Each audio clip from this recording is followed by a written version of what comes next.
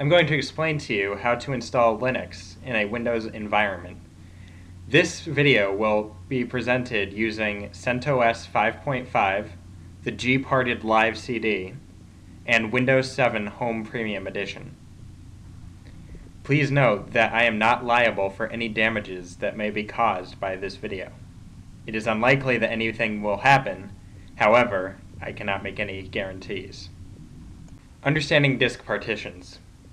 Your computer already has one NTFS partition, which covers the entire hard drive.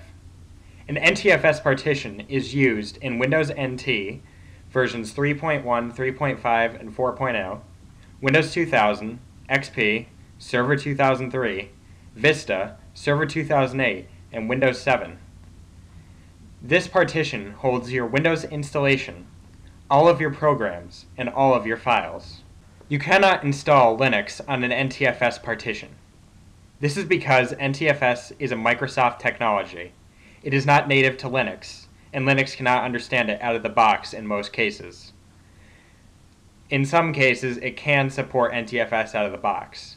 I believe that NTFS is natively supported by Ubuntu.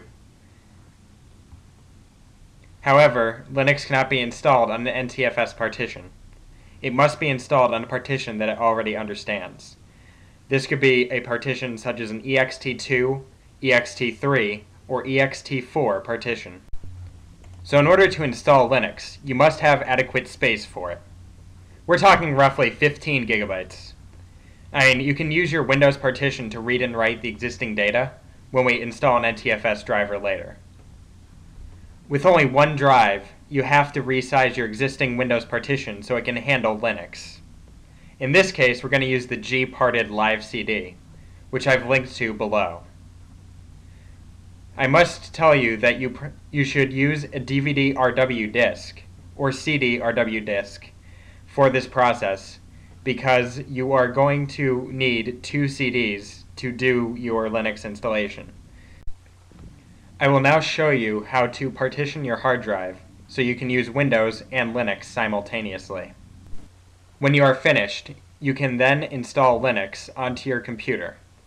Please note that Linux will install a bootloader that will notice Windows automatically.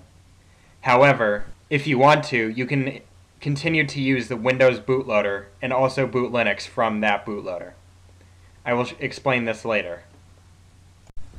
Now, we have booted into G-Parted, and we're going to let it do its thing. We're going to go with all the defaults in terms of key maps and video settings and all that, because this is a virtual machine that I'm doing this in. And because it's a virtual machine, we don't need to worry too much. Now, what we're going to do in G-Parted is we're going to resize the hard drive partition so there's enough space for Linux. What I did is I created a clean 20 gig partition in Partition Magic a while ago, and I'm just going to use that.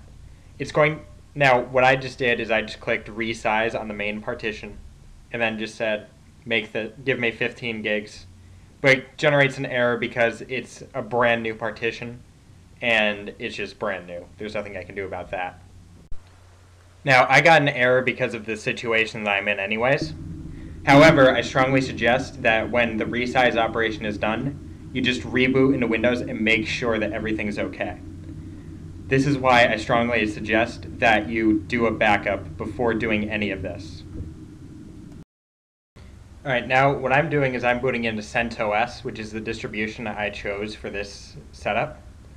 This is because my friend is very interested in Red Hat Enterprise Linux, and I want to find something that was very close to it, and I didn't feel like downloading the full DVD for it. So I'm installing CentOS right now. So what I did is I told it to skip the media test because I'm doing this straight from an ISO, and just let it load setup. And I'm going to do straight defaults here, nothing fancy. That's just, again, to make this video as simple as possible. And the purpose of this is just to show how to partition and how to do setup in Linux. I'm only doing the first stages of setup. And so what I'm going to do is click next, and then next, and next, because I'm a United States citizen. It's going to search for installations. And what we're going to do, actually, is, and I did originally go with the default, but it gave me a semi-threatening message. So we already have some free space. We're going to use the free space on selected drives into a guided layout. And because we have Windows installed, we don't want to use UTC on our system clock. It will screw up the date and time for Linux, so we don't want to do that. So we're going to type in our admin password. We're going to do a straight default setup because, again, I don't want to do anything fancy right now, but you can customize that later anyways. So it's going to check for dependencies. Dependencies is a huge thing in Linux. It's arguably the most annoying thing about Linux because it's free software and a lot of it is community maintained. So there are some issues with dependencies. And now what we're going to do is start setup. And I'm just going to say continue because, I mean, I don't care. This is just a virtual machine. And it's going to format the root file system, which is what slash is. It's going to do the boot file system, which will contain the bootloader files. And that's just going to transfer the install image and then do its thing. Now, in terms of understanding bootloaders, the way a computer boots is it starts at the BIOS, and that reads the hard drive, which has a master boot record on it. That master boot record tells it what to boot from. In this case, Linux is going to use grub, which will either call Windows' bootloader, or will call Linux directly.